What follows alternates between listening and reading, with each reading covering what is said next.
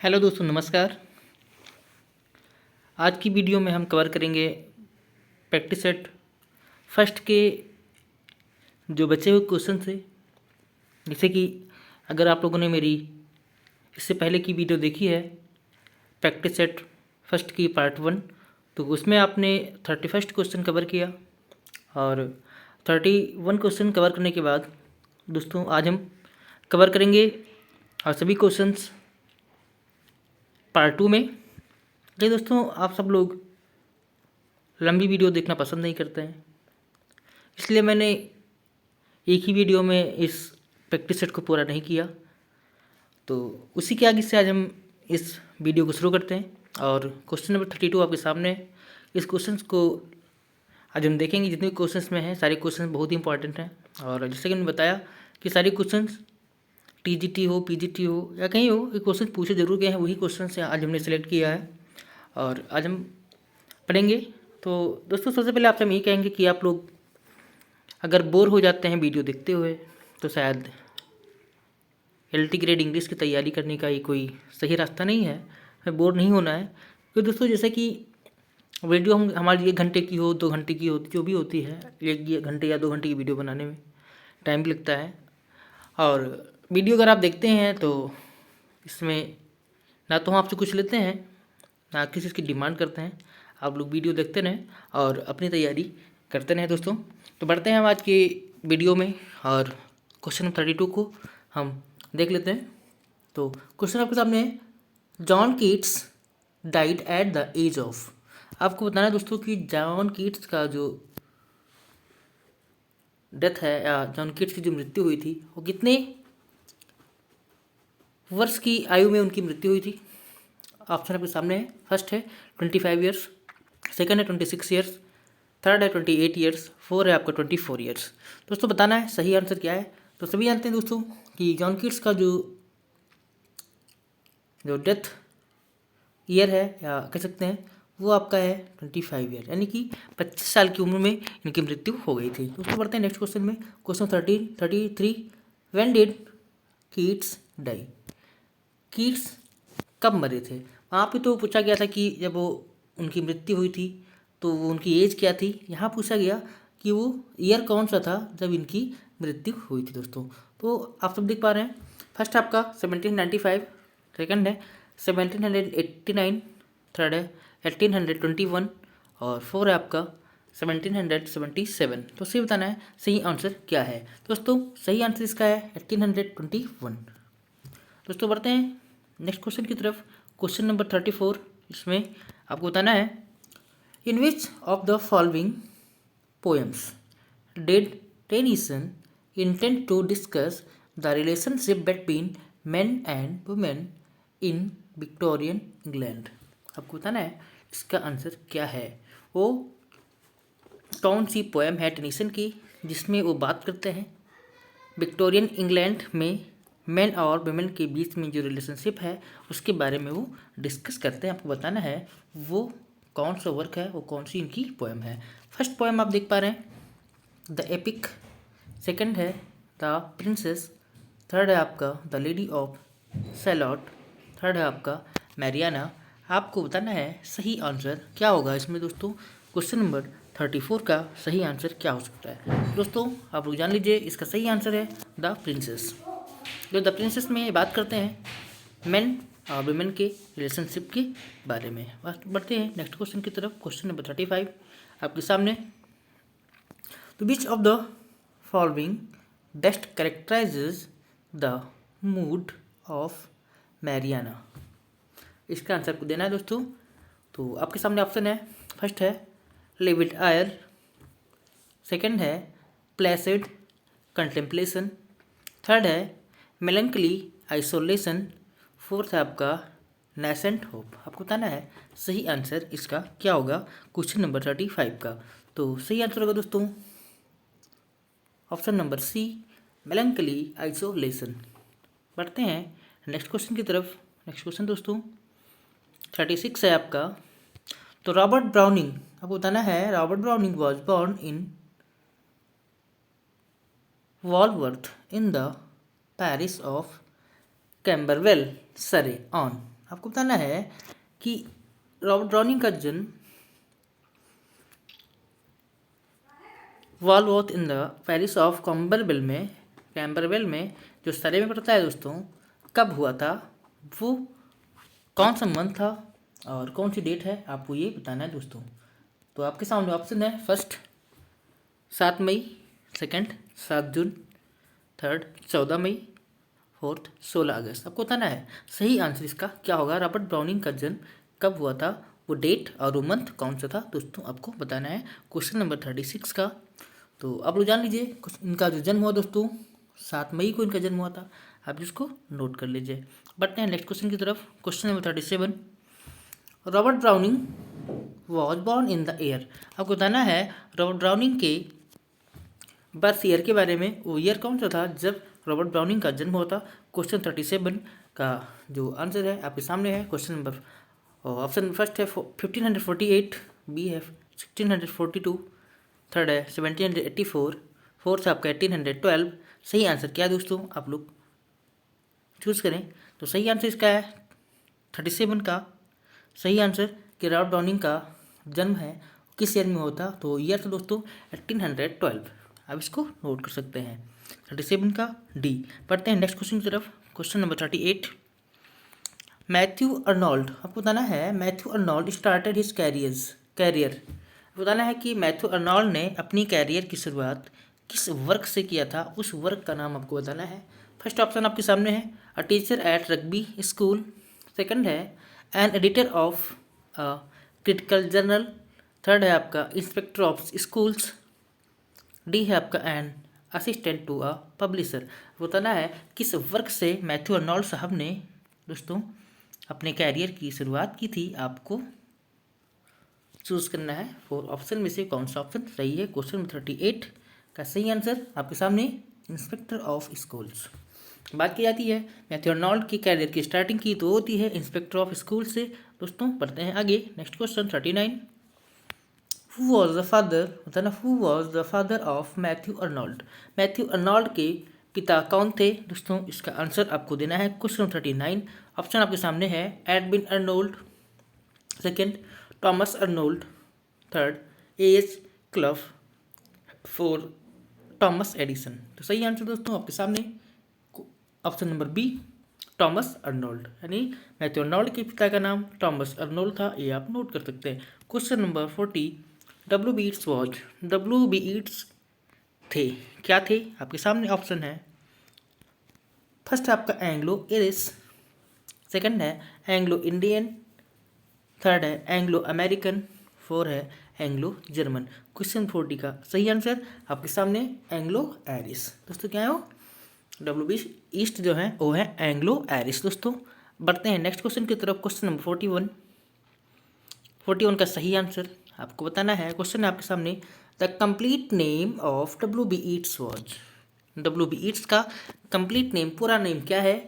First है William Butler Yeats, second है William Bustle Yeats, third है विलियम बस्ट ईट्स, थर्ड है William Butler yummy. सही answer आपको देना है क्वेश्चन नंबर 41 का। सभी जानते हैं क्वेश्चन 41 का डब्ल्यू बी ईट्स का पूरा नाम, डब्ल्यू बी ईट्स का विलियम बटलर ईट्स, आप इसको नोट कर सकते हैं। बढ़ते हैं question 42, when was T S Eliot born. आपको बताना दोस्तों टी एस एलियट का जन्म कब हुआ था, उस ईयर का आपको नाम बताना है। फर्स्ट है 1888, सेकंड है 1905, थर्ड है 1906, फोर्थ है आपका 1907। सही ऑप्शन आपके सामने, बताइए इसका सही ऑप्शन क्या होगा। क्वेश्चन नंबर 42 का सही आंसर आपके सामने 1888। टी एस एलियट का जन्म 1888 ईस्वी में हुआ था। बढ़ते हैं थोड़ा सा आगे। Question number 43, what abbreviation does T S stand for. आपको बताना है टी एस जो है दोस्तों, इसका आप कह सकते हैं फुल फॉर्म बता सकते हैं, क्या है फुल फॉर्म इनके नाम का टी एस एलियट का। टी एस किसके लिए स्टैंड है आपको बताना है। आपके सामने ऑप्शन है Tom Stanley, second Thomas Steve, third है टॉमस स्टर्न्स, फोर्थ है आपका टॉमस स्टील। आपको बताना है सही ऑप्शन क्या है, सही आंसर क्या होगा 43 का। 43 का सही आंसर आपके सामने टॉमस स्टर्न्स। सही है, टॉमस स्टर्न्स शैली दोस्तों, टॉमस स्टर्न्स एलियट इनका पूरा नाम है, टी.एस. एलियट महोदय का। बढ़ते हैं next question 44। Complete name of W.H. Auden. W.H. Auden का कंप्लीट नाम क्या है? First option Winston Hugh Auden, William Herbert Auden, William Hugh Auden, Winterton Hugh Auden. सही आंसर क्या है आप लोग कमेंट करके बताएं, तुरंत बताएं और सिलेक्ट करें सही आंसर 44 का। 44 का सही आंसर आपके सामने है दोस्तों। सही आंसर 44 का आपके सामने कौन सा है? फर्स्ट विंस्टन हग ऑर्डन इनका पूरा नाम है। W.H. ऑर्डन का पूरा नाम विंस्टन हग ऑर्डन, आप इसको नोट कर सकते हैं। पढ़ते हैं थोड़ा सा आगे question 45। The complete name of Philip Larkin is. Philip Larkin का पूरा नाम क्या है आपको बताना है। First option Philip Arthur Larkin, second है फिलिप अर्नोल्ड लार्किन, थर्ड है फिलिप आर्थर लेनिन, थर्ड है नन ऑफ दीज, फोर्थ पे नन ऑफ दीज है। आपको बताना है सही आंसर क्या है, सही ऑप्शन का आप चुनाव करें। क्या है 45 का सही आंसर दोस्तों? तो सही आंसर है option number A, Philip Arthur Larkin, पूरा नाम है फिलिप लार्किन का। पढ़ते हैं क्वेश्चन नंबर 46 आपके सामने। Who is known as the bard of democracy. आपको बताना है द बार्ड ऑफ डेमोक्रेसी के नाम से किसको जाना जाता है। ऑप्शन आपके सामने है एमर्सन और रॉबर्ट फ्रॉस्ट। अगर आपने पढ़ा है तो आप समझ गए होंगे 46 का सही आंसर। हाँ, आपको पढ़ते हैं द बार्ड ऑफ डेमोक्रेसी यहाँ पे। अब उसके बाद बढ़ते हैं दोस्तों क्वेश्चन नंबर 47 की तरफ। तो क्वेश्चन नंबर 47 आपके सामने है, दो ऑप्शन वहाँ देगा और थर्ड आपका वॉल्ट विटमैन, फोर्थ आपका एमिली डिकिंसन। सही ऑप्शन। अगर कहीं भी डेमोक्रेसी की बात होती है दोस्तों तो सबसे पहले हमें याद आती है इनकी पोएम, जो एक कह सकते हैं एक एलेजी है वॉल्ट विटमैन साहब की, ओ कैप्टन माई कैप्टन, जिसमें इन्होंने अब्राहम लिंकन के मृत्यु का शोक प्रकट किया है। तो वो है आपके वॉल्ट विटमैन साहब, इनको हम कहते हैं the bard of democracy. Question number 47 दोस्तों आपके सामने। Emily Dickinson is the eminent poetess of. First है अमेरिका, सेकंड है अफ्रीका, थर्ड है इंडिया, फोर्थ है जापान। आपको बताना है कि एमिली डिकिंसन जो है वो कहाँ की पोएटेस हैं, कहाँ की ये पॉपुलर पोएटेस हैं। आपको आंसर देना है 47 का सही आंसर क्या होगा।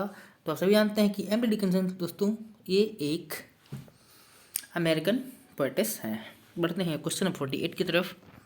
When was Dickinson born. Dickinson का जन्म कब हुआ था, एमिली डिकिंसन का जन्म कब हुआ था, आपको इसका आंसर देना है। 48 का सही आंसर आपको दोस्तों बताना है। ऑप्शन आपके सामने दिसंबर 10, 1830, 1842, 1844, 1848। सही आंसर 48 का आपको देना दोस्तों। तो 48 का सही आंसर है दिसंबर 8, 1830, यानी कि 10 दिसंबर 1830 में एमिली डिकिंसन का जन्म हुआ था। बढ़ते हैं नेक्स्ट क्वेश्चन की तरफ। क्वेश्चन 49 आपके सामने।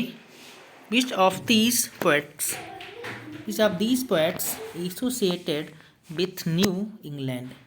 को बताना है कि इनमें से कौन सा पोएट है जो न्यू इंग्लैंड के साथ एसोसिएट करता है दोस्तों, सही के साथ एसोसिएटेड है, उसको बताना है। फर्स्ट है आपका रॉबर्ट फ्रॉस्ट, सेकंड है एमिली डिकिंसन, थर्ड है एडगर एलन पोप और फोर्थ आपका वॉल्ट विटमैन। सही आंसर आपको बताना है, सही ऑप्शन का चुनाव करना है 49 का। तो सही आंसर है दोस्तों रॉबर्ट फ्रॉस्ट, यानी कि दोस्तों जो रॉबर्ट फ्रॉस्ट है ये न्यू इंग्लैंड के साथ एसोसिएटेड है, आप इसको नोट कर सकते हैं दोस्तों। पढ़ते हैं क्वेश्चन नंबर 50 की तरफ। तो क्वेश्चन नंबर 50 क्या है आप देख लीजिए। Robert Frost was born on. अब बताना है रॉबर्ट फ्रॉस्ट का जन्म हुआ था वो कौन सा मंथ था, कौन सा ईयर था और वो कौन सी डेट थी, आपको ये बताना है। आपके सामने ऑप्शन है 26 मार्च 1874, 26 मार्च 1875, 26 मार्च 1876, 26 मार्च 1877। सही आंसर आपको देना है दोस्तों। क्या होगा इसका सही आंसर आप लोग बताएं। 50 का सही ऑप्शन क्या होगा। सही ऑप्शन दोस्तों। रॉबर्ट फ्रॉस्ट के जन्म की बात करते हैं तो 26 मार्च 1874 में रॉबर्ट फ्रॉस्ट साहब का जन्म हुआ था। दोस्तों बढ़ते हैं क्वेश्चन नंबर 51 की तरफ। क्वेश्चन 51 है आपका, Tagore began his career in short stories. Tagore began his career in short stories in 1877 when he was only 16 with। आपको बताना है कि टैगोर जब केवल 16 साल के थे तब उन्होंने 1877 में शॉर्ट स्टोरीज में अपने कैरियर की शुरुआत की। वो वर्क कौन सा है उसका आपको आंसर सिलेक्ट करना है। ऑप्शन आपके सामने, फर्स्ट है भिखारिनी द बेगर वुमेन, सेकंड है क्षुदिता पसन, आपको बताना है इसका सही है द हंग्री स्टोन्स, थर्ड है आपका अटॉर्जो या द रन अबे, फोर्थ है आपका नन ऑफ दीज। सही आंसर आपको बताना है। सही ऑप्शन क्या होगा 51 का दोस्तों। तो आप देख सकते हैं वो जब इन्होंने टैगोर जी ने 16 साल की उम्र में शॉर्ट स्टोरीज में अपने करियर की शुरुआत की थी, तो वो वर्क था इनका भिखारिनी या भिखारिनी कह सकते हैं द बेगर वुमेन, ये इनका वर्क है। इससे इन्होंने शॉर्ट स्टोरीज में 1877 में अपने करियर की शुरुआत की थी। दोस्तों देखते हैं क्वेश्चन नंबर 52। तो Kabuliwala is a Bengali short story. तो काबुलीवाला है दोस्तों, ये बंगाली शॉर्ट स्टोरी है रिटन बाय ... इन 1892। किसके द्वारा लिखा गया था आपको बताना है। The story is of a merchant from Kabul.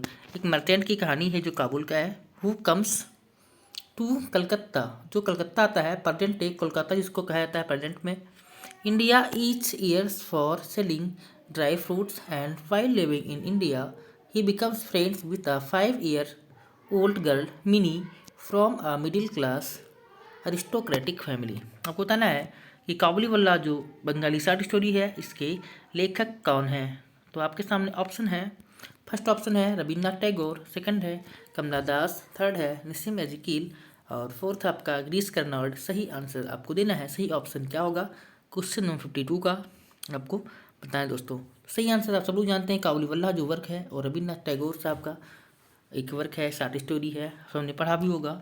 जैसे कि अगर हम NCERT की बुक की बात करें तो क्लास 9th में अपनी क्लास में पढ़ाया भी होगा। बढ़ते हैं नेक्स्ट क्वेश्चन की तरफ 53। व्हेन वाज निसिम एजिकील बॉर्न इन। आपको बताना है कि निसिम एजिकील का जो जन्म हुआ था वो ईयर कौन सा था। आपके सामने ऑप्शन है, फर्स्ट ऑप्शन है 1923, सेकंड है 1924, थर्ड है 1925 और 26। सही ऑप्शन क्या है आपको सही ऑप्शन का चुनाव करना है दोस्तों। क्वेश्चन नंबर 53 का सही ऑप्शन आपके सामने 1924। अगर बात करें निसिम एजिकील के जन्म की तो उनका जन्म 1924 में हुआ था। पढ़ते हैं क्वेश्चन नंबर 54 की तरफ। Who is of a Jewish origin. आपको बताना है कि वो कौन है जिनकी जो ओरिजिनलिटी है वो जेविश है, यहूदी है। आपको बताना है सही ऑप्शन। फर्स्ट है आपके सामने कमला दास, सेकंड है आर के नारायण, थर्ड है निसिम एजिकील, फोर्थ है आपका नन। बताइए इसमें कौन सा वो इसमें ऑथर हैं जो जेविश हैं, जिनका जेविश ओरिजिन है दोस्तों, जो यहूदी हैं। आपको बताना है 54 का सही आंसर। तो 54 का सही आंसर है निसिम एजिकील जिन्होंने यहूदी धर्म को अपना लिया था दोस्तों। बढ़ते हैं थोड़ा सा आगे question number 55। His works include translation from old Tamil and. आपको बताना है कि इनका वर्क जो है वो इंक्लूड है ट्रांसलेशन ओल्ड तमिल एंड उसके साथ ओल्ड तमिल के साथ ऐसे कौन सी है, ओल्ड इंग्लिश है, ओल्ड कन्नड़ है, ओल्ड फ्रेंच है या ओल्ड हिंदी है। सही ऑप्शन आपको सिलेक्ट करना है ओल्ड तमिल के साथ। और इसमें चारों में से कौन सा ऑप्शन सटीक है, सही है, आपको बताना है दोस्तों। आपके सामने ऑप्शन है, आप देख पा रहे हैं। क्वेश्चन नंबर 55 का सही आंसर है ओल्ड कन्नड़। एंड दोस्तों old Tamil and old Kannada, आपको बताना है कि old Tamil and old Kannada जो है ये किसका वर्क है। बढ़ते हैं थोड़ा सा आगे question number 56। Who commented Ramanujan tries on masks and explores what others have told him। किसने कमेंट किया है? इस कमेंट को बताना है कि Ramanujan tries on marks and explore what others have told him. ये कमेंट किसका है? आपको उसका नाम बताना है। आपके सामने है ऑप्शन नंबर फर्स्ट है ब्रूस किंग, सेकंड है निस्सिम स्केल, थर्ड है के आरियस एंगर, थर्ड है आप फोर्थ आपका नन ऑफ दी। सही ऑप्शन क्या है क्वेश्चन नंबर 56 का दोस्तों आपको बताना है। तो सही आंसर वो है ब्रूस किंग। ये आप जो कमेंट है वो ब्रूस किंग का कमेंट है। क्वेश्चन नंबर 57 आपके सामने, Macbeth by William Shakespeare was first perform in. आपको बताना है कि विलियम शेक्सपियर का जो बहुत ही फेमस ट्रेजेडी है मैकबेथ, तो फर्स्ट टाइम ये किस ईयर में परफॉर्म हुआ था? आपको इसका सही ऑप्शन बताना है। ऑप्शन आपके सामने फर्स्ट है 1606, 7, 8 और 5। आपको सही ऑप्शन बताना है क्वेश्चन 57 का।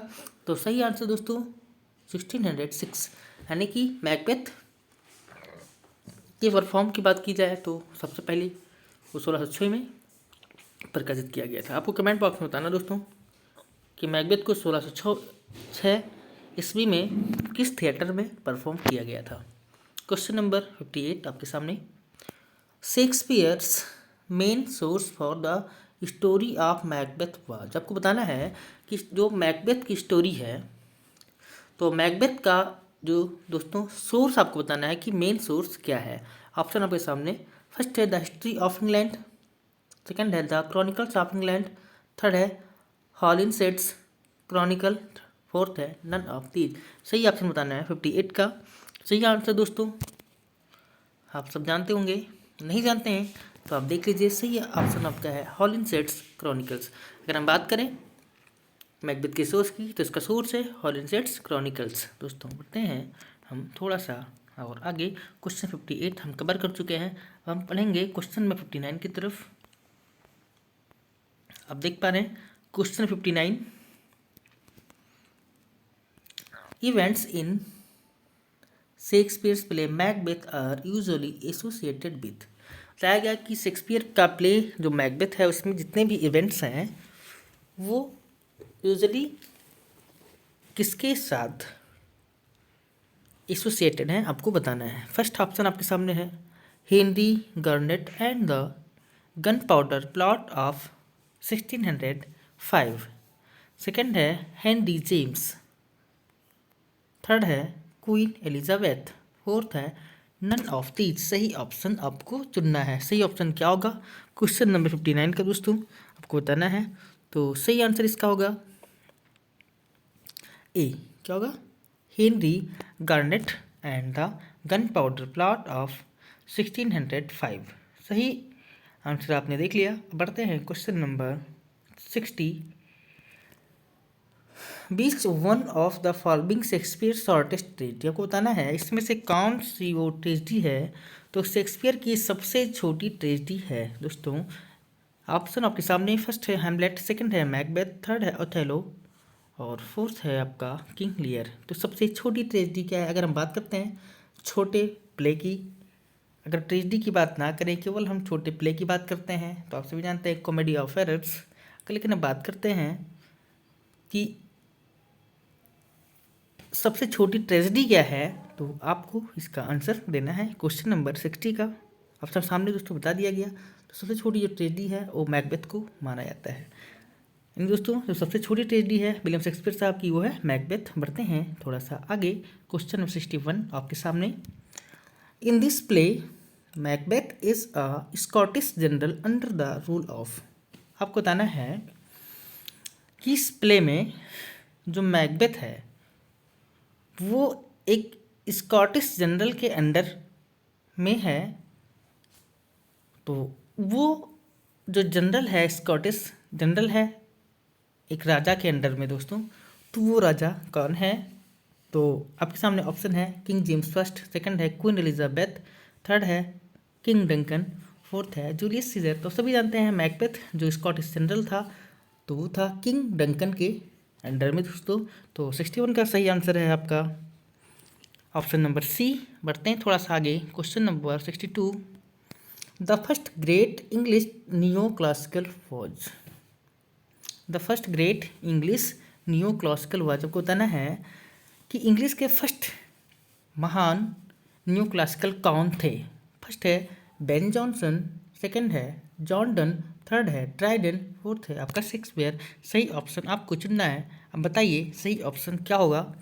ऑप्शन आपके सामने है क्वेश्चन नंबर 62 का। तो सही आंसर है बेन जॉनसन। यानी दोस्तों बेन जॉनसन न्यू क्लासिकल के ग्रेट इंग्लिश माने जाते हैं, फर्स्ट ग्रेट इंग्लिश कहा जाता है बेन जॉनसन साहब को। पढ़ते हैं क्वेश्चन नंबर 63। क्वेश्चन 63 की बात अगर करें तो क्वेश्चन आपके सामने है वेन जॉनसन रिवोल्टेड अगेंस्ट, यानी कि जो बेन जॉनसन थे वो किसके अगेंस्ट उन्होंने विद्रोह किया, अब बताना है। तो फर्स्ट है आपका ऑप्शन नेचर, सेकंड है पोएटिक रूल्स, थर्ड है द आर्टिस्टिक कंटेम्प्रेरी प्रिंसिपल्स और फोर्थ है आपका रोमांटिसिज्म। आपको सही विकल्प चुनना है। क्या है सही विकल्प क्वेश्चन नंबर 63 का। सही विकल्प आपके सामने है दोस्तों द आर्टिस्टिक कंटेम्प्रेरी प्रिंसिपल्स, यानी इसके अगेंस्ट उन्होंने रिवोल्ट किया था दोस्तों, ये आप नोट कर सकते हैं। क्वेश्चन नंबर 64 आपको बताना है classics according to Johnson was a cure for. आपको बताना है कि जॉनसन के अकॉर्डिंग दोस्तों आप बताना है कि जॉनसन के अकॉर्डिंग जो है जो क्लासिक्स है वो किसका एक इलाज है, किसके लिए एक क्योर है। आपको सही ऑप्शन चुनना है। ऑप्शन आपके सामने है, आप देख सकते हैं। फर्स्ट ऑप्शन आपका है रोमांटिसिज्म, सेकंड है सुपर नेचुरलिज्म, थर्ड है क्योर फॉर रोमांटिक एक्सुबरेंस और फोर्थ है आपका हाईलाइटिंग सुपर नेचुरलिज्म। आपको सही ऑप्शन चुनना है क्वेश्चन नंबर 64 का। तो सही आंसर इसका है क्योर फॉर रोमांटिक एक्सुबरेंस, आपका सही आंसर है। बढ़ते हैं क्वेश्चन नंबर 65 की तरफ। क्वेश्चन पढ़ते हैं हम। According to Ben Johnson what was the chief function of literature. आपको बताना है कि बेन जॉनसन के अनुसार लिटरेचर का सबसे चीफ फंक्शन क्या है, सबसे जो मुख्य वर्क है, सबसे मुख्य कार्य है वो क्या है। तो फर्स्ट है आपका टू इंटरटेनमेंट, सेकंड है टू टीच, थर्ड है टू इन्फॉर्म, फोर्थ है टू इंस्ट्रक्ट एंड डिलाइट। सही ऑप्शन आपको चुनना है। सही आंसर इसका क्या होगा आप लोग देखिए। क्वेश्चन नंबर 65 आपके सामने। तो सही ऑप्शन है to instruct and delight. Ben Johnson के अकॉर्डिंग लिटरेचर का जो मेन फंक्शन है वो है टू इंस्ट्रक्ट एंड डिलाइट। बढ़ते थोड़ा सा आगे, question number 66। Ben Jonson has presented the social life of. अब बताना है कि बेन जॉनसन ने किसके सोशल लाइफ को प्रेजेंट किया है। आपको सही ऑप्शन चुनना है। फर्स्ट ऑप्शन है इंग्लैंड, सेकंड है स्कॉटलैंड, थर्ड है लंदन, फोर्थ है ऑल ऑफ दीज। आपको सही ऑप्शन बताना है 66 का।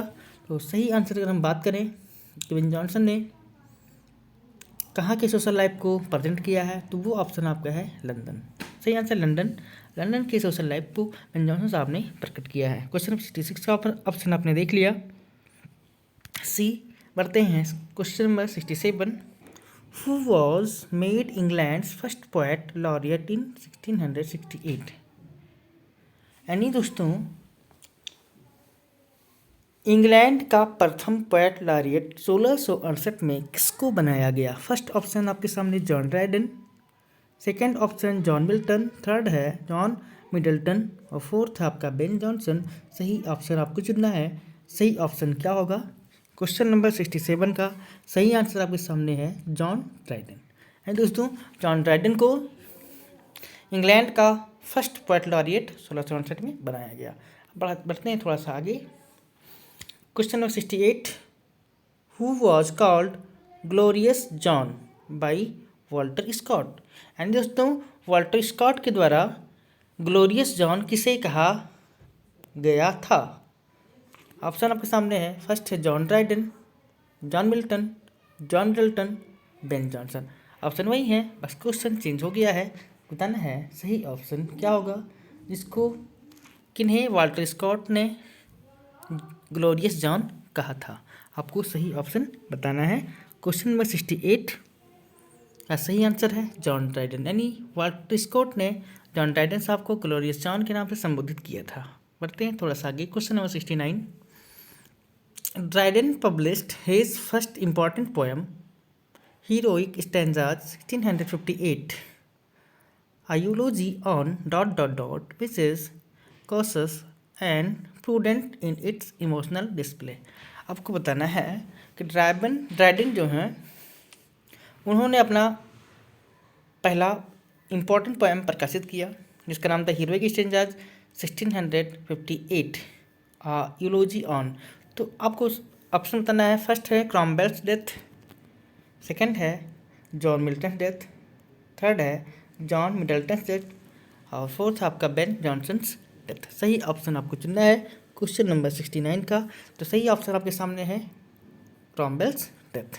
69 का सही ऑप्शन क्रॉमवेल्स डेथ, यानी कि बात करें यूलोजी ऑन क्रॉमवेल्स डेथ। दोस्तों बढ़ते हैं थोड़ा सा आगे। Question number 70। In their is a single voice bewailing the death of a person. In ... there is a single voice bewailing the death of a person। किसमें होता है, आपको बताना है कि आखिर वो कौन सा पोएटिक फॉर्म है जिसमें सिंगल वॉइस में एक व्यक्ति के मृत्यु के बारे में विलाप किया जाता है। तो फर्स्ट है आपका ऑप्शन सोनेट, ओड, थ्रेनोडी या मोनोडी। सही ऑप्शन आपको चुनना है क्वेश्चन नंबर 70 का। तो सही ऑप्शन दोस्तों, अगर हम बात करें किसी एक व्यक्ति के मृत्यु को एक सिंगल वॉइस में अगर हम बेवेल करते हैं, अगर हम विलाप करते हैं तो उसको कहा जाता है मोनोडी। आप इसको नोट कर सकते हैं। दोस्तों हम बढ़ते हैं थोड़ा सा आगे। तो हमारा हम बढ़ेंगे क्वेश्चन 70 के बाद हम 71 की तरफ। 71 आपके सामने है, आप देख सकते हैं। Question 71। A ... is a speech of praise typically delivered at a funeral. आपको बताना है वो क्या है, यूलोजी, ओड, थ्रेनडी या मोनडी। आपको सही बताना है सही ऑप्शन इसका क्या होगा, वो क्या है।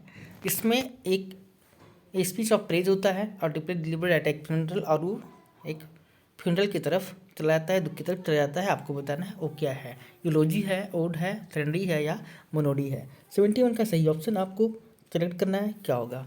तो वो है दोस्तों यूलोजी। दोस्तों यूलोजी कहा जाता है जिसमें स्पीच ऑफ प्रेज होता है, डिलीवर होता है वो फ्यूनरल की तरफ। पढ़ते हैं क्वेश्चन नंबर 72 की तरफ।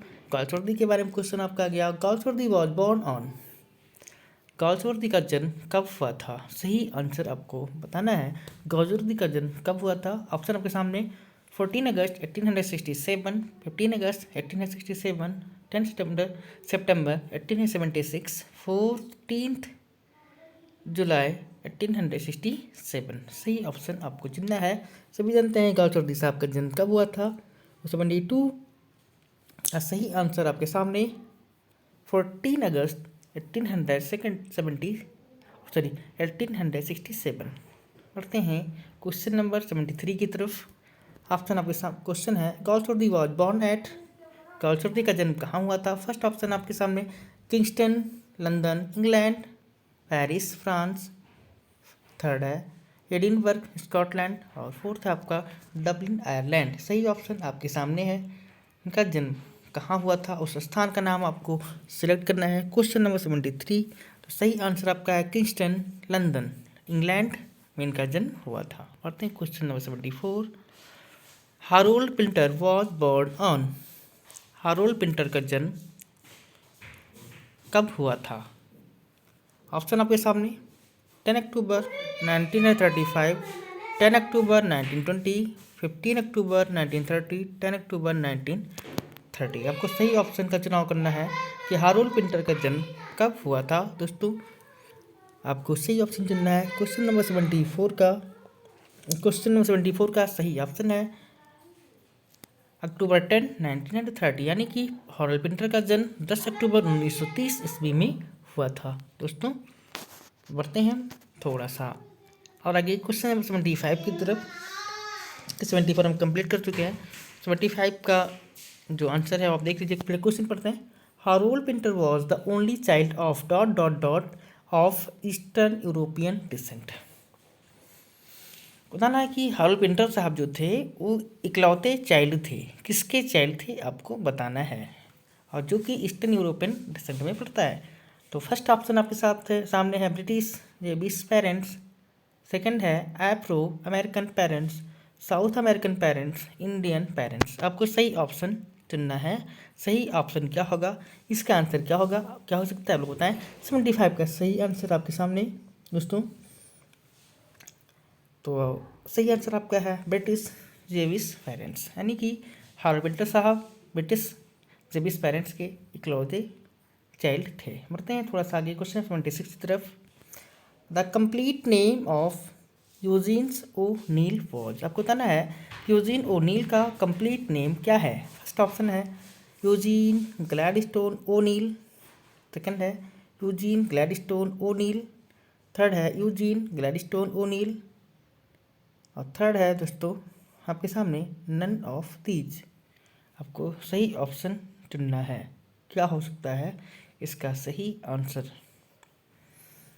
76 का दोस्तों आपको सही आंसर चुनना है। तो सही आंसर है यूजीन ग्लैडस्टोन ओ नील। दोस्तों बढ़ते हैं थोड़ा सा आगे क्वेश्चन नंबर 77।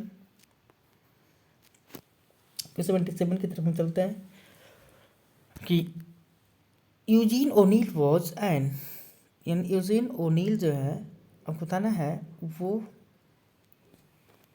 कहाँ के प्लेराइट हैं। वो इंडियन प्लेराइट हैं, अमेरिकन प्लेराइट हैं, कनाडियन प्लेराइट है या इंग्लिश प्लेराइट है। आपको सही आंसर सिलेक्ट करना है इन चार ऑप्शंस में से। क्वेश्चन नंबर 77 का सही आंसर आपके सामने। तो यूजीन ओनील जो है दोस्तों ये एक अमेरिकन प्लेराइट माने जाते हैं, या एक अमेरिकन प्लेराइट है। Question number 78। Girish Karnad was an Indian actor, film director and. आपको बताना है कि जो गिरीश कर्नाड साहब हैं वो एक इंडियन एक्टर है थे, फिल्म डायरेक्टर थे, और क्या थे। तो Kannada writer, Gujarati singer, south Indian poet या लीडिंग नॉवलिस्ट। सही आंसर आपको चुनना है क्वेश्चन नंबर 78 का। तो सभी जानते हैं कि गिरीश कर्नाड साहब इंडियन एक्टर भी थे, फिल्म डायरेक्टर भी थे, और वो कन्नड़ राइटर भी थे। बढ़ते हैं क्वेश्चन नंबर 79 की तरफ। क्वेश्चन 79 है Girish Karnad was born in Matheran in present day dot dot dot on 19 May 1938। आपको बताना है कि गिरीश कर्नाड का जन्म मैथरन में हुआ था, और मैथरन को प्रेजेंट में उसको क्या कहा जाता है, कहाँ पड़ता है, आपको बताना है। तो ऑप्शन आपके सामने है। फर्स्ट है गुजरात, सेकंड है आपका महाराष्ट्र, थर्ड है दिल्ली, फोर्थ आपका तमिलनाडु। सही ऑप्शन आपको बताना है कि प्रेजेंट डे में जो मैथरन है वो कहाँ पड़ता है, आपको बताना है। दोस्तों क्वेश्चन नंबर 79 का सही ऑप्शन आपके सामने है। जो मैथरन है प्रेजेंट डे में वो महाराष्ट्र में पड़ता है, और इनका जन्म 19 मई 1938 यानी महाराष्ट्र में हुआ था, जिसको मैथरन नाम से भी जाना जाता था। बढ़ते हैं थोड़ा सा आगे। तो question number 80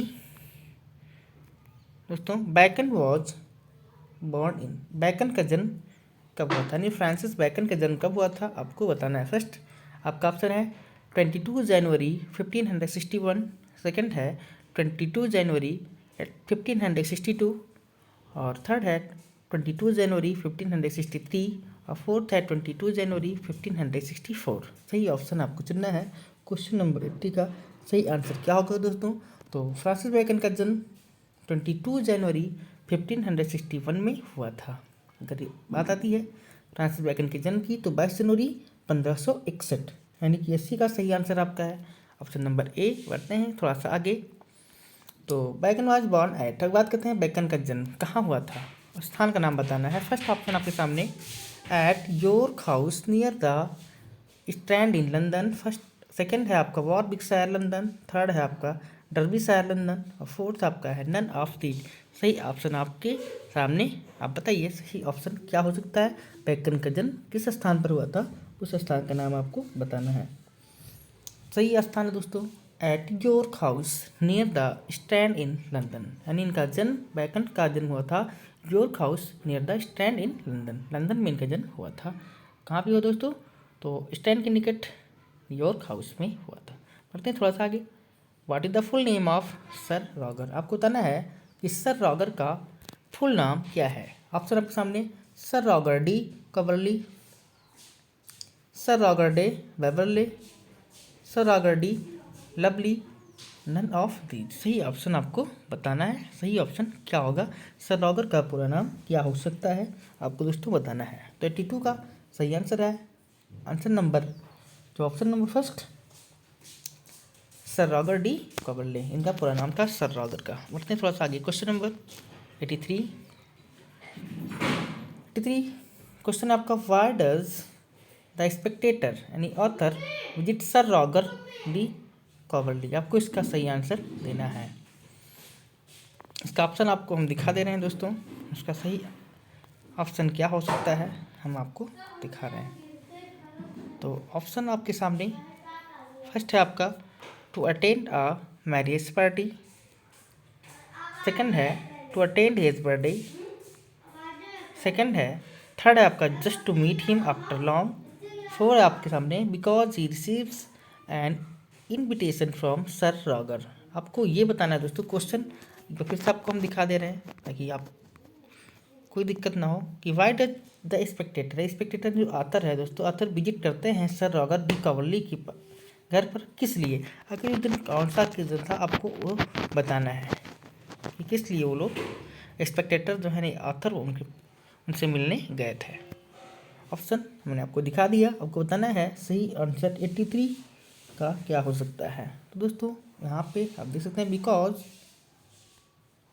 because he receives an invitation from sir Roger, क्योंकि उन्हें सर रॉगर से एक इन्विटेशन प्राप्त होता है, इसलिए स्पेक्टेटर जो ऑथर है वो सर रॉगर से मिलने गए थे। पढ़ते हैं क्वेश्चन नंबर 84 की तरफ। क्वेश्चन नंबर 84 है, how sickness enlarges the dimensions of a man's self to himself. These lines are from, ये लाइन है कि how sickness enlarges the dimensions of a man's self to myself himself। ये जो लाइनें हैं ये कहाँ से ली गई हैं? फर्स्ट आपके सामने है द कन्वैलिसेंट, थर्ड है आपके पास, सेकंड ऑप्शन है ओल्ड चाइना, थर्ड है कन्वैलिसेंट, फोर्थ है आपका पुअर रिलेशंस। आपको सही ऑप्शन का चुनाव करना है क्वेश्चन नंबर 84 का। तो सही आंसर है दोस्तों द कन्वैलिसेंट। इसे आप याद कर सकते हैं। कन्वैलिसेंस का मतलब होता क्या है? तो कन्वैलिसेंस का मतलब होता है दोस्तों सिकनेस से रिकवर होना। बढ़ते हैं थोड़ा सा आगे क्वेश्चन नंबर 85 की तरफ। Humour with Lamb is never far from tragedy, through his tears you may see the rainbow in the sky. For him, humor and pathos are really inseparable from one another. They are different faces of the same gem. Who said? ये बात किसने कही है ये आपको बताना है। Option आपके सामने दोस्तों, ऑप्शन आपके सामने है। फर्स्ट है हॉगवॉकर, सेकंड है कॉम्पटन रिकेट, थर्ड है वाल्टर पेटर, फोर है जॉर्ज सैमसन। 85 का सही आंसर क्या हो सकता है दोस्तों? आपको ऑप्शन में से सिलेक्ट करना है 85 का सही ऑप्शन क्या है। तो ये बात किसने कही है आप इसे देख सकते हैं। Humour with Lamb is never far from tragedy, through his tears you may see the rainbow in the sky. For him humour and pathos are really inseparable from one another. They are different facets of the same gem. ये बात कही है Compton रिकेट ने दोस्तों, ये आप note कर सकते हैं। बढ़ते हैं थोड़ा सा आगे क्वेश्चन नंबर 86 की तरफ।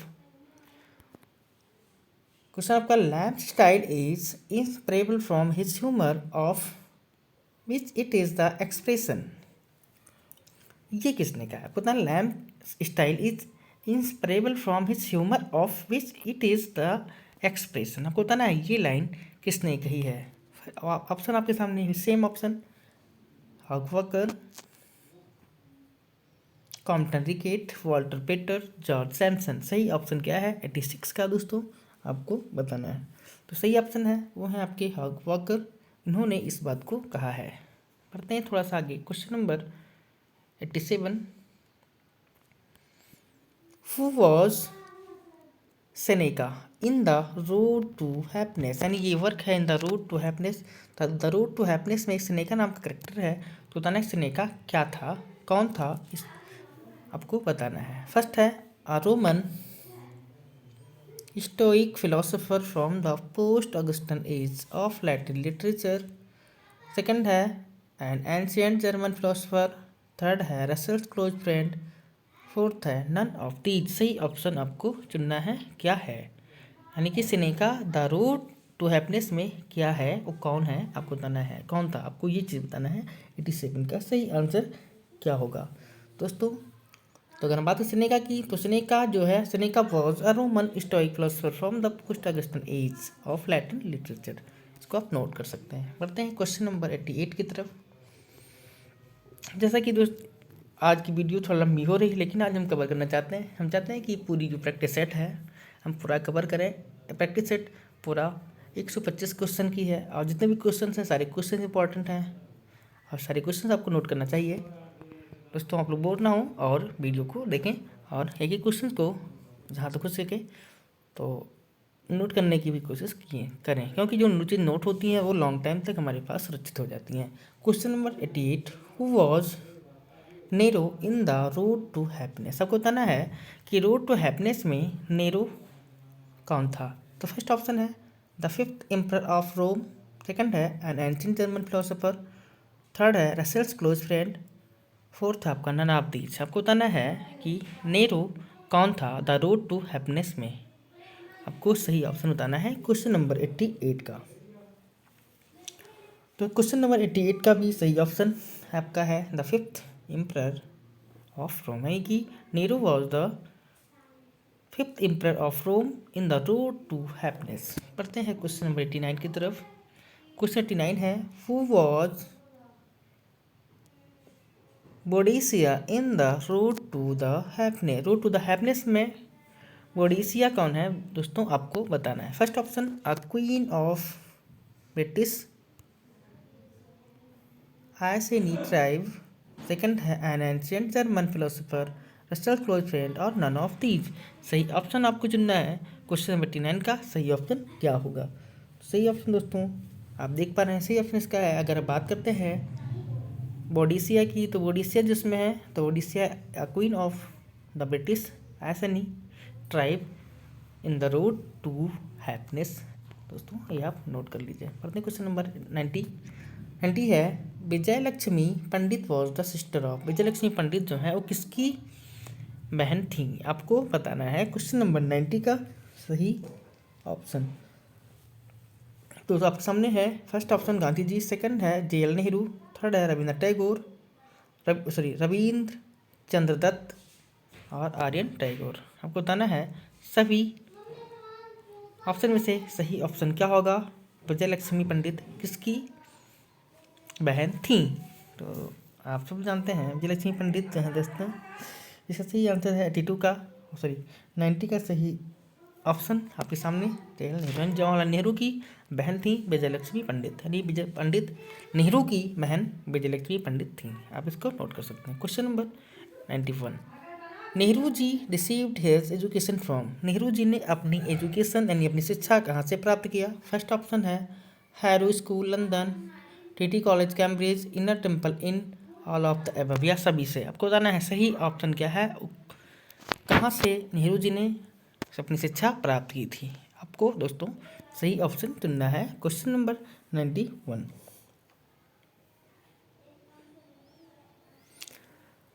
क्वेश्चन नंबर 91 की अगर बात करते हैं, तो नेहरू जी ने हैरो स्कूल से भी शिक्षा प्राप्त की थी, TT कॉलेज से भी पढ़ा था उन्होंने, इनर टेम्पल में भी पढ़ा था, यानी कि ऑल ऑफ द अबव इसका सही आपका आंसर होगा। बढ़ते हैं क्वेश्चन नंबर 92 की तरफ। क्वेश्चन नंबर 92 आपके सामने, Mansfield used for large home in Billington as the setting for which story in the garden party and other stories। कहना है कि मैनफील्ड ने एक बड़ा सा होम जो है यूज किया वेलिंगटन में, जिसको उन्होंने स्टोरी की सेटिंग की तरह यूज़ किया, किसमें the garden party and other stories में, बहुत सारे और भी अदर स्टोरीज में उन्होंने गार्डन पार्टी हुआ और बहुत सारी स्टोरीज जिसमें उन्होंने वेलिंगटन में एक घर है, एक बड़ा घर, उसको उसकी स्टोरी के रूप में या उसकी सेटिंग के रूप में उसको यूज़ किया है। तो वो क्या है आपको बताना है। फर्स्ट है आपका the singing lesson at the boy miss Brill the garden party. आपको सही ऑप्शन चुनना है क्वेश्चन नंबर 92 में। दोस्तों जैसा कि आप यहाँ पे देख पा रहे हैं कि वो है आपका द गार्डन पार्टी। बढ़ते हैं थोड़ा सा आगे। Question number 93, what college did Maxwell attend with her sister in 1903। यानी कि 1903 में मैक्सवेल ने अपने बहन के साथ कौन सा कॉलेज अटेंड किया था, आपको बताना है। सही ऑप्शन आपके सामने। ऑप्शन नंबर फर्स्ट है university of Oxford, Queen's college, university of Cambridge, university of Manchester. सही ऑप्शन आपको चुनना है। सही ऑप्शन क्या है क्वेश्चन नंबर 93 का सही ऑप्शन आपके सामने option number B, Queen's college. यानी कि मैक्सफील्ड और उनकी सिस्टर ने 1903 में क्वींस कॉलेज अटेंड किया था अपनी शिक्षा के लिए। बढ़ते हैं थोड़ा सा आगे। क्वेश्चन नंबर 94 है which of these Dickens novel was left unfinished. आपको बताना है कि डिकेंस का वो कौन सा नॉवेल है जो अनफिनिश्ड है। दोस्तों ऑप्शन आपके सामने the mystery of Edwin Drood, Bombay rose, Bleak House, David Copperfield. बताना है इसमें से कौन सा वर्क अनफिनिश्ड है डिकेंस साहब का। ये सारा नॉवेल उन्हीं का है। बताना है कौन सा नॉवेल अभी अनफिनिश्ड है। 94 का सही ऑप्शन आपके सामने। आपको बताना है सही ऑप्शन क्या होगा। तो दोस्तों सही ऑप्शन है the mystery of Edwin druid. ये इनका जो नॉवेल है ये अधूरा है, ये अनफिनिश्ड है दोस्तों, ये आप नोट कर सकते हैं। बढ़ते हैं थोड़ा सा आगे। क्वेश्चन नंबर 95, तो Charles Dickens novel a tale of two cities is set in. आपको बताना है कि चार्ल्स डिकेंस साहब का जो नॉवेल है अ टेल ऑफ टू सिटीज़, दोस्तों अ टेल ऑफ टू सिटीज़, तो ये सेटिंग क्या है उस सेटिंग को बताना है। तो Paris and London, London and Washington, Delhi and Lucknow, London and Venice. सही ऑप्शन आपको चुनना है। चार्ल्स डिकेंस का जो टेल ऑफ टू सिटीज है दोस्तों, इसकी सेटिंग का है कहाँ है। ये PGT 2000 में पूछा गया क्वेश्चन है, आपको बताना है। 95 का सही ऑप्शन। तो सही ऑप्शन दोस्तों, हम बात करें टेल ऑफ टू सिटीज़ की तो वो है पेरिस एंड लंदन। यानी कि टेल ऑफ टू सिटीज़ का जो सेटिंग है वो पेरिस और लंदन है दोस्तों, जो चार्ल्स डिकेंस साहब का मशहूर वर्क है। तो दोस्तों बढ़ते हैं अब नेक्स्ट क्वेश्चन की तरफ। क्वेश्चन नंबर 96 आपके सामने क्वेश्चन है which country is the birth place of Thomas Hardy. Thomas Hardy का कौन सा देश है जो उनका बर्थ प्लेस है। तो first England, second America, third India, fourth France. सही ऑप्शन आपको चुनना है। सही ऑप्शन क्या है क्वेश्चन नंबर 96 का। तो सही ऑप्शन दोस्तों इंग्लैंड। यानी कि अगर बात करें थॉमस हार्डी के जन्म की, थॉमस हार्डी का जन्म इंग्लैंड में हुआ था। बढ़ते हैं थोड़ा सा आगे। Question number 97, question 97, what form of writing was Hardy most interested in. बताना है दोस्तों कि what form of writing was Hardy most interested in. यानी कि हार्डी जो है वो किस प्रकार की यानी कि राइटिंग के किस फॉर्म में सबसे ज़्यादा इंटरेस्टेड थे, सबसे ज़्यादा इनका इंटरेस्ट था। तो फर्स्ट है नॉवेल, सेकंड है लेटर्स, थर्ड है पोइट्री, फोर्थ है जर्नलिज्म। अपना किस में उनको सबसे ज़्यादा इंटरेस्ट था दोस्तों, आपको बताना है थॉमस हार्डी का इंटरेस्ट सबसे ज़्यादा किस में था। क्वेश्चन नंबर 97 के सही ऑप्शन आपके सामने। तो अब बात करते हैं कि थॉमस हार्डी का, तो इनका सबसे ज़्यादा इंटरेस्ट जो था दोस्तों तो वो था पोइट्री। पोइट्री में इनको सबसे ज़्यादा दोस्तों अगर बात करें पोइट्री की, तो पोइट्री में इनको बहुत ज़्यादा इंटरेस्ट था। पढ़ते हैं क्वेश्चन 98 की तरफ। क्वेश्चन 98 है which of Hardy's novels dramatizes his consideration of entering the church. Hardy की नॉवेल में वैसे कौन सा नॉवेल है जो ड्रामेटाइज किया गया है church of entering the church. Church में जो एंट्री है, प्रवेश की कंसिडरेशन के बारे में बात की गई है, ड्रामेटाइज किया गया है, वो कौन सा वर्क है थॉमस हार्डी का। फर्स्ट ऑप्शन आपके सामने the mayor of Casterbridge, Judavsky for from the madding crowd, test of the d'Urbervilles. सही ऑप्शन आपको बताना है क्या हो सकता है दोस्तों। तो 98 का जो सही ऑप्शन है आपके सामने है जूड द ऑब्सक्योर। यानी कि अगर बात करें consideration of entering the church की, तो इसके ड्रामेटाइज किया गया है जूड द ऑब्सक्योर में। बढ़ते हैं क्वेश्चन नंबर 99 की तरफ। क्वेश्चन 99 है who teaches the sheep to chant 4 legs good two legs better. किसने कौन सिखाता है द शीप टू चांट कि 4 legs गुड 2 legs बेटर, कि 4 पैर अच्छे होते हैं और 2 पैर और ज़्यादा अच्छे होते हैं। ये किसने कहा है? फर्स्ट ऑप्शन आपके सामने नेपोलियन, सेकंड है मोसेस, थर्ड है क्लोवर, फोर्थ है आपका स्क्वेलर। सही ऑप्शन आपको देना है। ये बात किसने सिखाया है दोस्तों कि 4 legs जो हैं वो तो अच्छे होते हैं बट 2 leg बेटर होते हैं, गुड और बेटर। ये किसने कहा? ये बात आपको बतानी है। क्वेश्चन नंबर 99 का सही ऑप्शन आपके सामने है। तो ये बात कही है स्क्वेलर ने दोस्तों। बढ़ते हैं थोड़ा सा आगे। Question number 100 what is sugar candy mountain. को बताना है शुगर कैंडी माउंटेन क्या है। ऑप्शन आपके सामने the name of the, first है the name of the lullaby that Napoleon forces the peasants to sing to his 31 piglets. Second है the idea of animal heaven propagated by Moses the raven. Third option है the setting for the story that Molly's tell to lambs. Four है आपका the mountain visible on animal forms horizon. सही option आपको चुनना है। सही option इसका क्या हो सकता है दोस्तों? क्वेश्चन नंबर 100 का सही ऑप्शन क्या है? क्वेश्चन आप देख पा रहे हैं शुगर कैंडी माउंटेन क्या है आपको बताना है। तो क्वेश्चन नंबर 100 का आपको सही, सारे ऑप्शन आपके सामने हैं, आपको सही आंसर चूज करना है क्वेश्चन 100 का। दोस्तों बात करेंगे शुगर कैंडी माउंटेन की, तो वो है शुगर कैंडी माउंटेन का मतलब है the idea of animal he van propagated by Moses the Raven.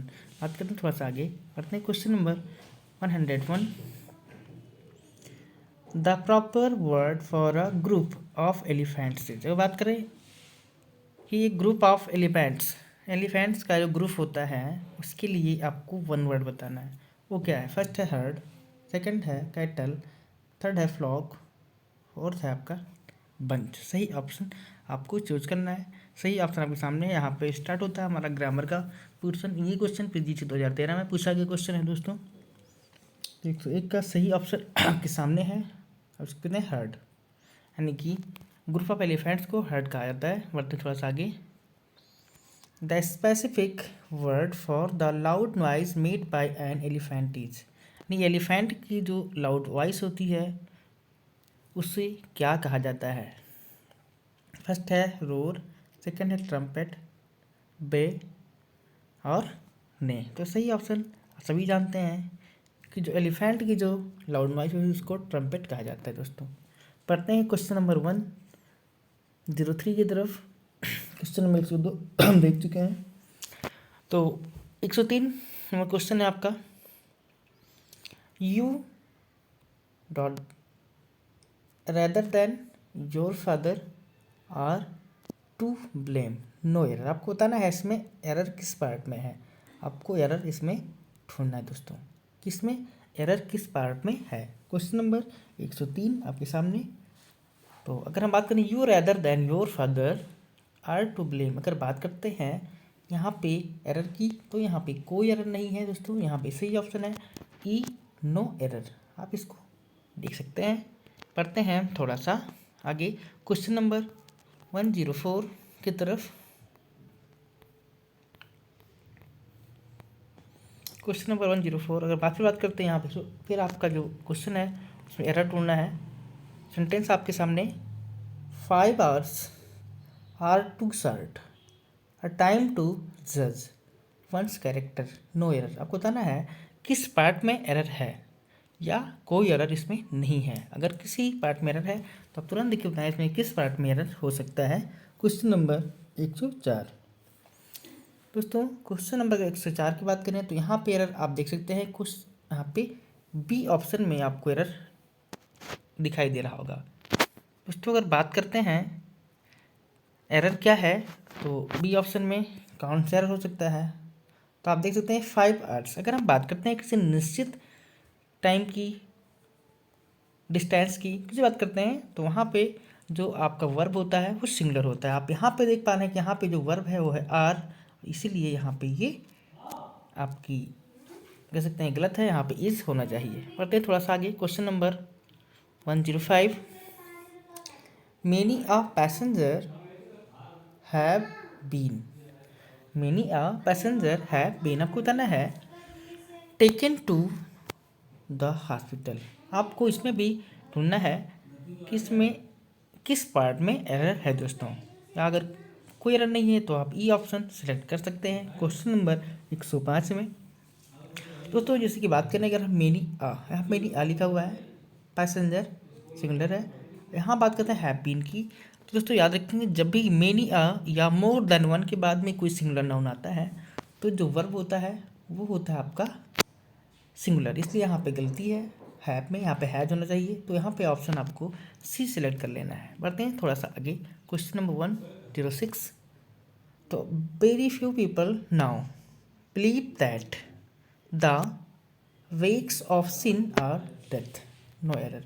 आपको इसमें देखना है कि किस पार्ट में एरर है, अगर नहीं है तो आप आप डी ऑप्शन चुन सकते हैं। क्वेश्चन नंबर 106 आपके सामने है, तो यहाँ पे दोस्तों सी पार्ट में, तो पार्ट सी है, यही आपको दिख रहा है क्या गलती है, आर, यहाँ पे एक गलती है दोस्तों, यहाँ पे होना चाहिए सिंगुलर। बढ़ते थोड़ा सा, क्यों बेक्स जो होता है दोस्तों, बेक्स का यूज सिंगुलर में ही होता है। बढ़ते हैं हम थोड़ा सा आगे, question number 107। One should take advantage of opportunities to talk with native orators if one wants to improve his English। आपको बताना है दोस्तों यहाँ पे कौन से पार्ट में एरर है। दोस्तों यहाँ पे आपको एरर दिख रहा होगा option number C, option number C यहाँ पे आप देख सकते हैं कि एरर है, और नीचे अंडरलाइन भी है। आप दोस्तों यहाँ पे हिज नहीं होना चाहिए। क्यों दोस्तों, जो हम बात करते हैं यहाँ पे सब्जेक्ट की, तो सब्जेक्ट के अकॉर्डिंग ही हम यूज़ करते हैं। यहाँ भी सब्जेक्ट आपको 1 है, वहाँ भी सब्जेक्ट आपको 1 है। सब्जेक्ट जब भी दोस्तों बात करते हैं हम पॉजिटिव केस की, तो कहीं भी अगर पॉजिटिव केस का यूज़ करते हैं तो हमेशा सब्जेक्ट के अकॉर्डिंग ही होता है। तो 1 के लिए आप यूज़ करते हो दोस्तों क्या, वंस। 1 के लिए अगर हम बात करें दोस्तों, तो 1 के लिए आप यूज़ कर सकते हैं वंस दोस्तों, इसलिए यहाँ पे गलती है, हिज के स्थान पे वंस होना चाहिए। अब हम बढ़ते हैं थोड़ा सा आगे, क्वेश्चन नंबर 108 या 108 क्वेश्चन है फिर वही। The great poet and dramatist the Kalidas is regarded as the Shakespeare of India, no error. ये पीजीटी 2009 में पूछा गया क्वेश्चन है। आपको बताना है किस पार्ट में एरर हो सकता है। दोस्तों जैसा आपने देखा, the great poet and dramatist the Kalidas, यहाँ पे गलती है, द यहाँ पे द का यूज नहीं करना है। अगर आप बात करें दोस्तों, यहाँ पर आप देख रहे होंगे शेक्सपियर से पहले भी द का यूज किया गया है, यहाँ पर द लगेगा, क्योंकि जब हम किसी व्यक्ति की तुलना किसी व्यक्ति से करते हैं और उसका नाम हम रखते हैं, तो वहाँ पर नाम तो व्यक्ति का होता है, बट वहाँ पे हम तुलना उसकी क्वालिटीज़ से कर रहे होते हैं। यहाँ पे शेक्सपियर यहाँ पे कॉमन नाउन की तरह यूज हुए हैं, इसलिए यहाँ पर द सही माना जाता है। कालिदास का यूज यहाँ पे हमने किया है प्रॉपर नाउन में। आप सभी जानते हैं प्रॉपर नाउन से पहले हम द का यूज या किसी भी आर्टिकल का यूज नहीं करते, इसलिए यहाँ पे ये एरर है। तो बी ऑप्शन, ये ऑप्शन में आपको एरर दिख रहा है, तो इसमें जो सही है वो ए है, 108 का ए ऑप्शन सही है। बढ़ते हैं थोड़ा सा आगे, question number 109। Although there are some similarities in the qualifications of the two conditions, the differences among them are quite pronounced। D no error, ये भी पीजीटी 2009 में पूछा गया क्वेश्चन है। आपको बताना है किस पार्ट में एरर है, और कौन सा एरर है आप खुद विचार करें और पता है इसमें कौन सा एरर है। Question number 109। तो 109 में अगर हम बात करते हैं तो आप देख पा रहे हैं सी में एरर है। अब सी में एरर क्या है, तो आप यहाँ पे एमंग देख पा रहे हैं दोस्तों। अगर बात करें एमंग की तो यहाँ पर 2 कंडीशंस लिखा हुआ है। और दोस्तों जब भी हम 2 चीज़ों की बात करते हैं, चाहे व्यक्ति हो चाहे वस्तुएं हो, कुछ भी होता है 2 के लिए हम बात करते हैं, तो यहाँ पे बेटवीन का यूज होता है, एमंग का यूज नहीं होता है। एमंग का यूज हम करते हैं 2 से अधिक के लिए। पढ़ते हैं क्वेश्चन नंबर, आप डायरेक्ट से पढ़ लीजिए। पहले TGT 2016 में आया हुआ क्वेश्चन है। Question number 110 to 113, choose the sentence which makes appropriate use of verbs given in the bracket. Bracket में जो वर्ब दिए गए हैं इनका सही यूज किस सेंटेंस में हुआ है आपको वो चूज करना है। क्वेश्चन नंबर 110 आपके सामने है दोस्तों। The police kill you if you try to run away. अब आपके सामने है the police kills you if you try to run away, the police will kill you if you try to run away, the police may kill you if you try to run away, the police would kill you if you shall try to run away। आपको दोस्तों सही option चुनना है। तो आप सभी जानते हैं कि जब कंडीशनल सेंटेंस की बात होती है तो दोस्तों एक सेंटेंस आपका होता है फ्यूचर में और दूसरा होता है प्रेजेंट में। तो यहाँ पे इफ वाला सेंटेंस जो होगा प्रेजेंट इंडेफिनिट होगा और दूसरा सेंटेंस जो है वो आपका फ्यूचर इंडेफिनिट में होगा। तो यहाँ पे जो ऑप्शन सही हो सकता है वो है आपका option number B, the police will kill you if you try to run away. दोस्तों ये आप नोट कर सकते हैं, इसको इस पर आप विचार भी कर सकते हैं। क्वेश्चन नंबर 110 के बाद हम बढ़ते हैं क्वेश्चन नंबर 111 की तरफ।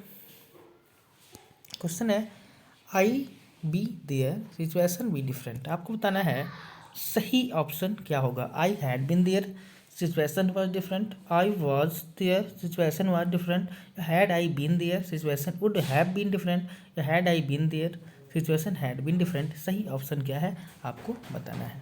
क्वेश्चन नंबर 111 यानी 111 का सही ऑप्शन है दोस्तों had I been there situation would have been different. ये ऑप्शन सही है, आप इसको देख सकते हैं। क्वेश्चन नंबर 112 या 112, if I be God I eliminate all sufferings.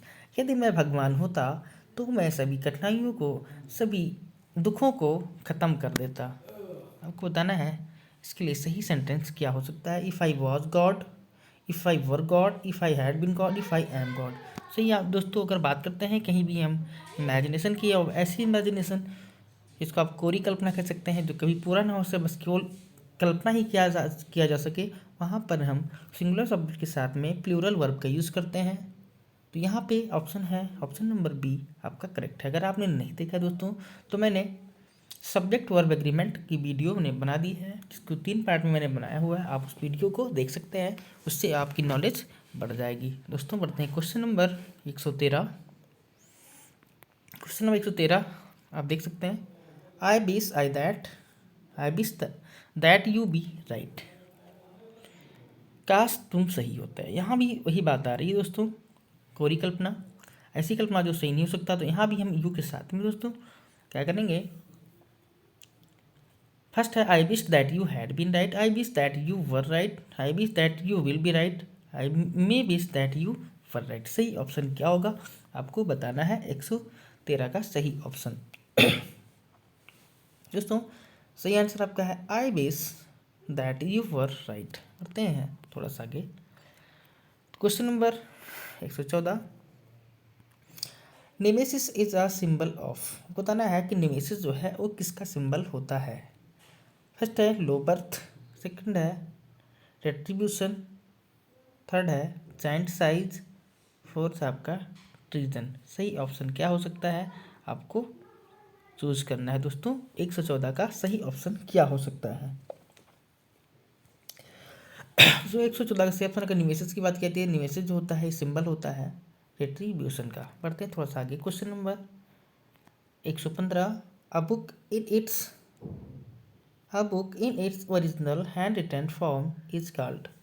एक ऐसी बुक जो ओरिजिनल हैंड रिटन में होती है उसे क्या कहा जाता है। ऑप्शन आपके सामने है। क्वेश्चन नंबर 115, फर्स्ट ऑप्शन है क्लासिक, सेकंड है स्क्रिप्ट, दोस्तों थोड़ा सा पढ़ते हैं हम आगे, आपको हम दिखा देते हैं।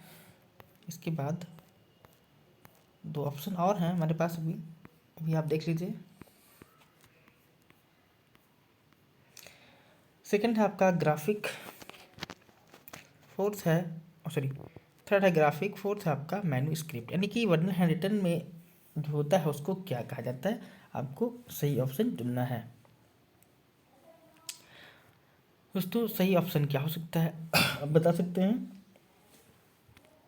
क्वेश्चन आप एक बार फिर देख सकते हैं, अगर आप कंफ्यूज हों तो आप एक बार फिर से आपको क्वेश्चन दिखा दे रहे हैं। क्वेश्चन है आपके सामने, a book in its original hand written form is called. Hand written में लिखी हुई जो फॉर्म में बुक होती है, जो हैंड रिटन लिखी जाती है, उस बुक को क्या कहा जाता है? क्लासिक, स्क्रिप्ट, ग्राफिक या मैन्यूस्क्रिप्ट। सभी जानते हैं दोस्तों इसका सही आंसर क्या हो सकता है।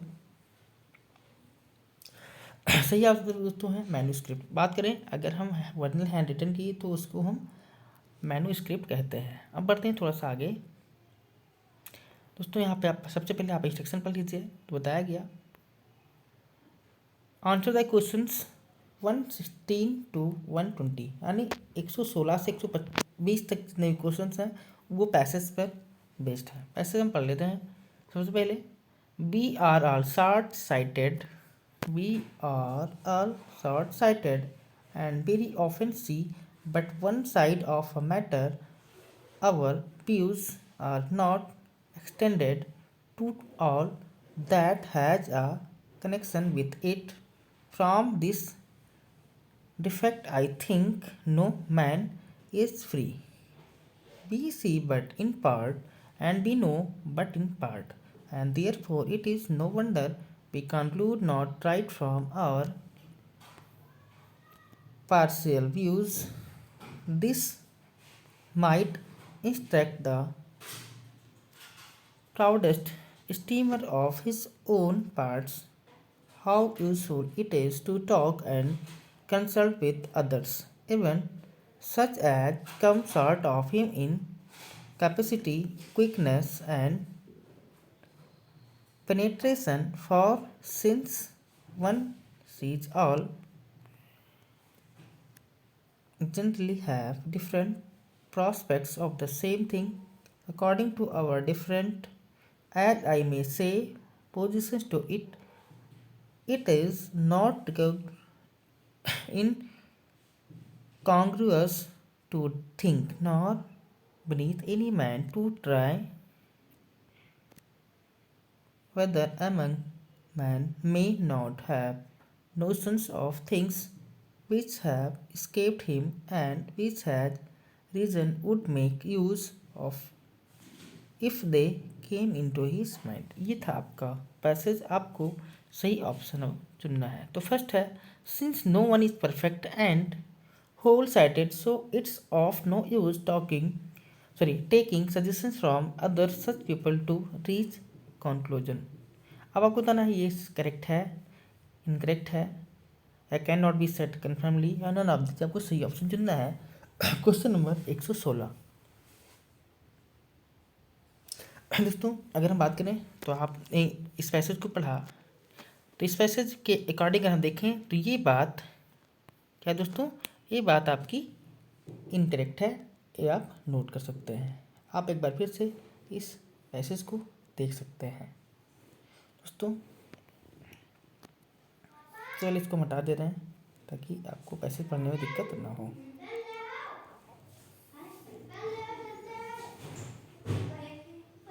तो क्वेश्चन आपने देखा, since no one is perfect and full sighted so it of no use taking suggestion from their other such people to reach conclusion। अगर बात करें तो ये उल्टा है, ऐसा हमने पैसे नहीं देखा था, तो ये बात आपकी क्या है दोस्तों, ये इनकरेक्ट है। पढ़ते थोड़ा सा आगे।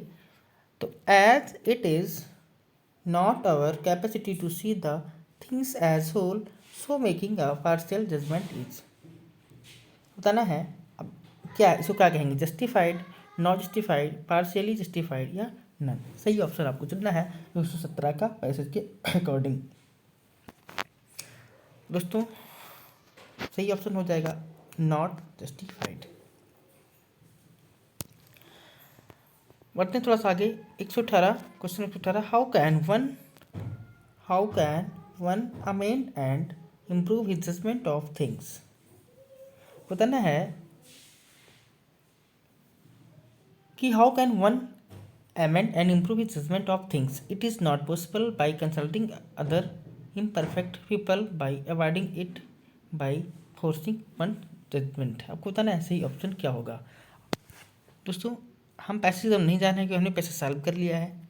आप आंसर को ढूंढने के लिए पैसे जरूर देखिए। हम पैसे की तरफ बार बार नहीं जा रहे हैं क्योंकि हमारी वीडियो थोड़ा लंबी होती जा रही है और वीडियो को हम लंबी नहीं करना चाहते हैं कि वैसे वीडियो बहुत ज़्यादा लंबी हो गई, 1 घंटे की से ऊपर की वीडियो बन चुकी है, इसलिए हम आपको केवल सही ऑप्शन बता देना है। 118 का सही ऑप्शन दोस्तों आपको चुन लेना। पहले आप बैक जा करके थोड़ा रिवर्स करके आप इसका आंसर ढूंढ सकते हैं कि क्या है। It is not possible by consulting other imperfect people, by avoiding it, by forcing one judgement. आपको बताना है इसमें दोस्तों 118 का सही ऑप्शन।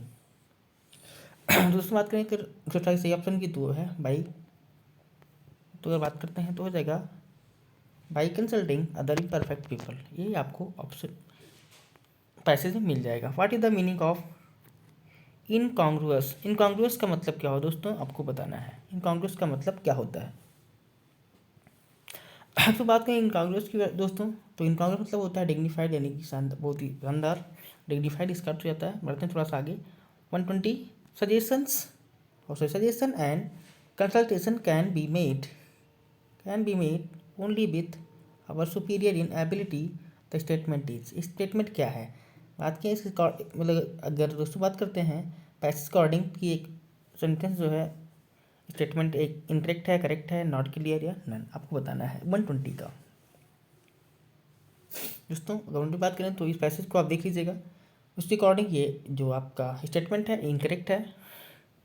दोस्तों बढ़ते हैं थोड़ा सा आगे। जो ट्रांसलेशन भी है, मैंने बताया था ट्रांसलेशन भी आता है। आपने अगर अभी तक दोस्तों LT ग्रेड का सिलेबस नहीं देखा है तो उसकी वीडियो हमारे अपलोडेड वीडियो में पड़ी हुई हैं, आप उसको देख सकते हैं। आपको अच्छे समझाया गया है, छोटी वीडियो है, आप उसको देखकर सारे सिलेबस को समझ सकते हैं। तो फर्स्ट है धन्यवाद मैं अच्छी तरह हूँ। आपको बताना है धन्यवाद मैं अच्छी तरह हूँ, इसका सही ट्रांसलेशन क्या होगा। Thanks I am quite well, I am so good, thanks kudos I am very nice. आपको बताना है सही ऑप्शन क्या होगा। 121 का सही ऑप्शन। सही जानते बहुत ही इजी ट्रांसलेशन है, thanks I am quite well. बढ़ते थोड़ा सा आगे दोस्तों।